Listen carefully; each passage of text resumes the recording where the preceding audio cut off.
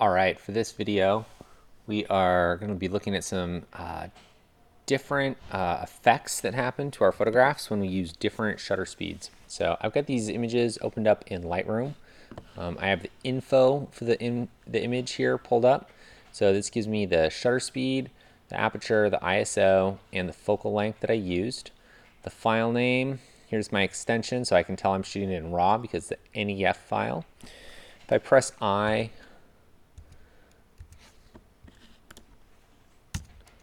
can toggle that on and off, and I can also pull up the date and time that I shot these. So I shot these at 8:15 in the morning in June of 2019. And this is my son Lucas at the park, and we did this right before his last day of school. And we had some fun. So he was a good participant. So let's step over here, and our first setup, we've got a merry-go-round, and I've got my camera set up. This is a 250th of a second.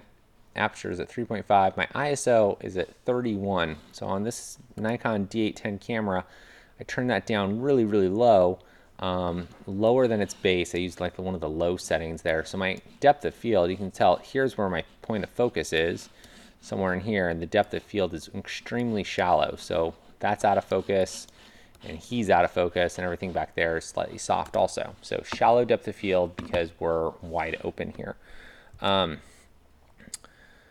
And so at 1/25th of a second, I basically set my focus, and then I kind of let it go.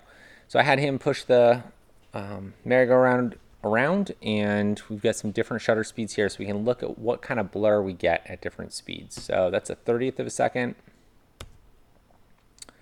It's a 15th, so that's twice as long. Notice how the blur exemplifies there. Notice how there's more blur on the outside than on the inside, because the outside is actually spinning faster than the inside. 1/8 of a second. 15th of a second. 30th of a second, so just sort of cycling through here a little bit. And a 60th of a second. 1/25th.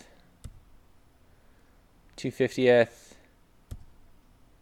and a 500th. So I think here at a 500th, it doesn't even look like it's moving. He is pretty sharp. We see no movement inside our frame. So remember, we can have shallow depth of field, so something can be out of focus, but that doesn't mean that that's caused the blur. It's called just by motion. So our motion blur is always going to have trailing lines around it. You can see that here, or even here, where you start to get these double images and things start to disappear in our photograph because there's not enough light bouncing off that object for long enough hitting the camera sensor to make an impression on the sensor, if that makes sense. So these are called blur images here. So the camera is steady and the subject is moving in the frame, and other things are steady in the frame also. So next up, we stay on the merry-go-round here, and for these images, I jumped on with the camera, and this is kind of like a pan shot, because with a pan shot, the camera is moving with the subject to blur the background. And I've always wanted to try this, and this was a good chance to give it a go. So 30th of a second, so not a real fast shutter speed or slow shutter speed, but just enough to get that blur going on back here. And you can see that whole sense of motion in the direction that we're traveling. You can see the curve there. And you can see I shot lots of these to find one that I really liked and the one that really worked. And having that light coming in from the left-hand side, striking across his face there, worked really well. In this image, I did bump up my shadow detail just a little bit. Show you what I did here. I just turned my highlights down to bring that into line.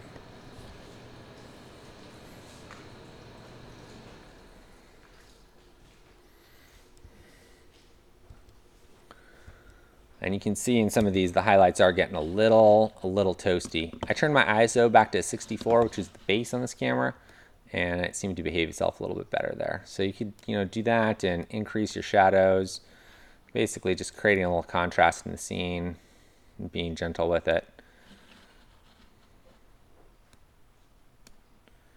Make it black and white if we wanted to, something like that. So shoot lots of stuff like this because you never know what's going to work and what's not. And as it slows down, you can see that it doesn't have as much blur going on back there. And in these images, I used shutter priority, so I let the camera pick my aperture for me, and then I picked the shutter speed. And when these, you can tell it's really bright out, and so I'm at my lowest ISO, and my aperture's set as small as can be, and I still am having a hard time controlling my exposure. I don't have very much room. I couldn't get any slower than a 15th. All right, so we found this little water pump. These are kind of cool. We get a nice blur of water here at a 13th of a second. Use the tripod again to keep the camera steady, and then the arm there is moving. And again, shooting a few different things. Notice how the direction, the movement in the arm changes quite a bit between these two photographs here.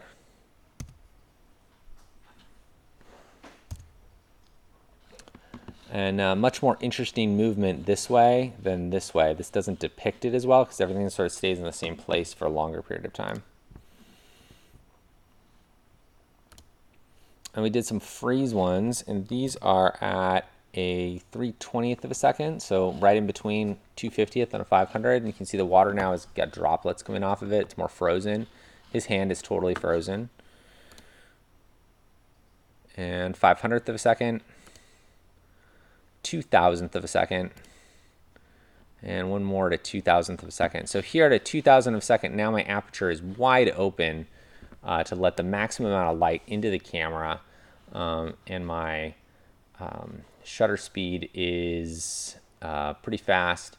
We could definitely bump the ISO up too. That would be an option instead of using such a wide open aperture. And if we zoom in here, we'll see that this water column is sharp, but these guys are still a little out of focus, and that's because we have that really, really wide open aperture right now. And I did some just up close. So there's a 2,000th of a second and a 30th of a second. So at a 30th, you get that nice stream of water there. So if you want to blur water, you want to use a longer shutter speed. And again, these were all done on a tripod, so the camera was nice and steady.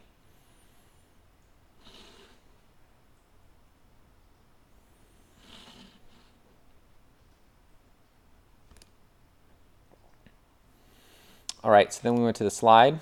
So here we are at the top of the slide. This is a 10th of a second, 30th of a second, so getting faster with our shutter speeds. 1/25th of a second, 500th of a second, and we've frozen him on there. And we did the same thing on a swing. Here's a 500th, 1/25th, 1/25th, and you can see there's movement here. You can see that blurring as he's going. 60th, 30th, and a 15th of a second, very blurry.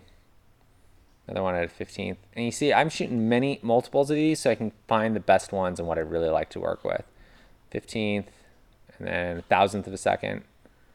And there he just looks like he's sitting there. Kind of boring, and then jumping off. And I like this one. This one's at 1,000th of a second. The swing is totally captured right here, and then he is hovering off the ground. So we caught that really, really nicely. So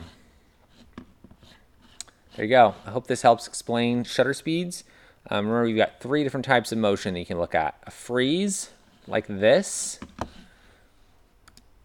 a blur, or something like a pan.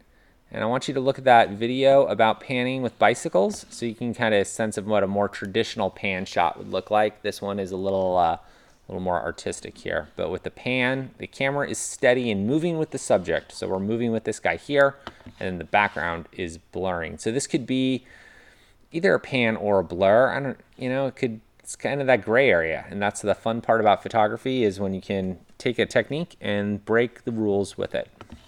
All right, I hope this video has been helpful. Please post questions in the Q&A forum.